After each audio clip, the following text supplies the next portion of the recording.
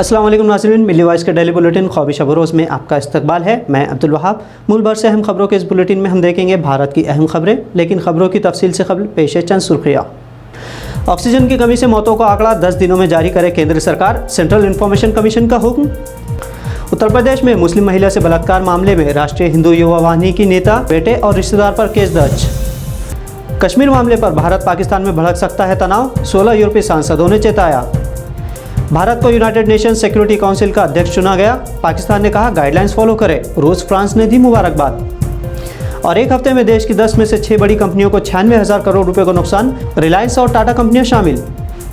Corona की दूसरी लहर के दौरान देश में ऑक्सीजन की कमी से हज़ारों लोगों ने अपनी जानें गंवाई, लेकिन केंद्र सरकार ने राज्यसभा में कहा था कि उसके पास ऑक्सीजन की कमी से हुई मौतों की कोई खबर नहीं है। टेलीग्राफ अखबार के मुताबिक केंद्र सरकार ने कोविड-19 से निपटने की तैयारी और उससे बचाव की जानकारी का रिकॉर्ड नागरिकों के साथ शेयर करने से इनकार किया है, इसलिए कि उससे राष्ट्रहित को खतरा पैदा होगा। डेटा शेयर न करने पर सेंट्रल इंफॉर्मेशन कमीशन यानी CIC ने केंद्र सरकार से 10 दिनों में मेडिकल ऑक्सीजन के मामलों से जुड़ी मालूमात देने को कहा है। Department of promotion of industry and internal trade के तहत चलने वाले CIC का ये हुक्म मेडिकल ऑक्सीजन के डेटा से मुताल्लिक़ रिकॉर्ड को उजागर करने के लिए दायर RTI के बाद आया। याद रहे कि इस साल अप्रैल मई इन 2 महीनों के दरमियान देश में कोरोना की दूसरी लहर जारी थी, जिससे अकेले दिल्ली के 2 अस्पतालों में 2 दर्जन से ज़्यादा ऑक्सीजन की कमी से मौतें हुई थी। इसके बाद दिल्ली के खोजी पत्रकार सौरभ दास ने central public information commission officers से RTI एक्ट की दफ़ा 8(1)(a)(d) के तहत जानकारी मांगी थी, लेकिन मालूमात नहीं दी गई थी। CIC ने दास की अपील पर सुनवाई के बाद आदेश में कहा कि ऑक्सीजन से कमी की मौतों के बारे में ज़्यादा से ज़्यादा जानकारी दी जाए। इससे पहले राज्यसभा में भी केंद्र सरकार ने इस तरह की मौतों का आंकड़ा देने से इनकार कर दिया था, जिससे अपोजिशन पार्टियों ने मोदी सरकार की आलोचना की थी।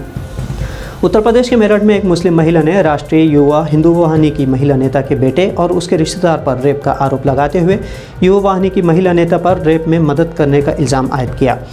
पीड़ित महिला के मुताबिक घटना 15 जुलाई की है और जब महिला ने हिंदूवादी संगठन को इस बारे में बताया तो उससे कहा गया कि कोई बात नहीं, 100 गायों का दान हो गया। हालांकि घटना 15 जुलाई को हुई, लेकिन FIR 28 जुलाई को दर्ज हो सकी। पीड़ित महिला का आरोप है कि हिंदूवादी संगठन के नेताओं की जानिब से उसे जान से मारने की धमकी के अलावा घटना का वीडियो वायरल करने की धमकी दी जा रही थी। दीवार के मुताबिक मेरठ जिले के पल्लवपुरम पुलिस थाने में दर्ज शिकायत में एक मुस्लिम महिला जो कि युवा वाहिनी की सदस्य हो सकती है, उसने नरेंद्र चौहान की पत्नी मीनाक्षी चौहान, उसके बेटे अनिकेत चौहान और एक रिश्तेदार अजय चौहान जो कि उसके पहचान से थे, चौहान के घर पर नशीला पदार्थ मिलाकर पिलाने के बाद दुष्कर्म किया। तीनों के खिलाफ FIR दर्ज की गई है। पाकिस्तान के अखबार एक्सप्रेस के मुताबिक यूरोपीय संसद के 16 सदस्यों ने भारतीय कश्मीर में मानव अधिकारों के हनन पर गंभीर चिंता जताई है। 16 सांसदों ने यूरोपीय कमीशन की अध्यक्ष को खत लिखकर भारतीय कश्मीर की तरफ ध्यान लगाने की कोशिश की है। इस खत में आर्टिकल 370 हटाकर जम्मू कश्मीर को 2 हिस्सों में बंटवारे और फ़ोन इंटरनेट बंद करने के साथ साथ सीनियर लीडर्स और सैकड़ों कार्यकर्ताओं को गिरफ्तार या नज़रबंद करने के दौरान कश्मीर में लॉकडाउन में होने वाली समस्याओं को उजागर किया गया है। खत में लिखा गया है कि कश्मीर के कारण दक्षिण एशिया में शांति, अस्थिरता और सुरक्षा को गंभीर खतरा है और इससे 2 परमाणु शक्तियों के बीच आग भड़कने की आशंका है। खत में अपील की गई है कि यूरोपीय संसद को अंतर्राष्ट्रीय बिरादरी से मिलकर कश्मीरियों से किए गए वादे को पूरा करने और संयुक्त राष्ट्र सुरक्षा परिषद के प्रस्ताव पर अमल करने माहौल बनाने की कोशिश करना चाहिए। यूरोपीय सांसदों के खत का पाकिस्तान ने स्वागत किया। पाकिस्तानी विदेश मंत्रालय के प्रवक्ता जाहिद चौधरी ने कहा कि भारत को अब ये समझ लेना चाहिए कि वो कश्मीरी जनता के मानवाधिकारों के हनन को ख़त्म करने की मांग को हमेशा नज़रअंदाज नहीं कर सकता। इधर भारत को यूनाइटेड नेशंस सिक्योरिटी काउंसिल का अध्यक्ष चुना गया है, जिस पर भारत ने कहा कि 15 देशों की सदस्यता वाले सुरक्षा परिषद की अध्यक्षता के दौरान वो आतंकवाद रोकने, अमन बहाली और समंदरी सुरक्षा पर ध्यान देगा। सिक्योरिटी काउंसिल में किसी टेम्पररी मेंबर को अध्यक्ष बनाने का ये पहला मौका है। पाकिस्तान ने भारत को सिक्योरिटी काउंसिल के अध्यक्ष बनाने पर कहा कि भारत इंटरनेशनल कानूनों और गाइडलाइंस को फॉलो करे और जम्मू कश्मीर पर प्रस्ताव को लागू करे। यूनाइटेड नेशंस की अध्यक्षता हर मेंबर देश को बारी बारी 1 महीने के लिए नामों के अल्फ़ाबेट के हिसाब से दी जाती है। रूस फ्रांस ने इस मौके पर भारत को मुबारकबाद दी।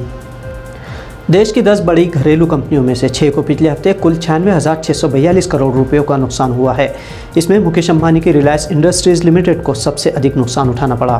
पिछले हफ्ते बीएसई का 23 शेयरों वाला बेंचमार्क 388 अंक लुढ़क गया था, जबकि Reliance industries, Tata consultancy services, HDFC bank, Hindustan Unilever limited, HDFC और कोटक महिंद्रा बैंक पिछड़ गए थे। वहीं इन्फोसिस, आईसीआईसीआई बैंक, भारतीय स्टेट बैंक और बजाज फाइनेंस लीड कर रहे थे।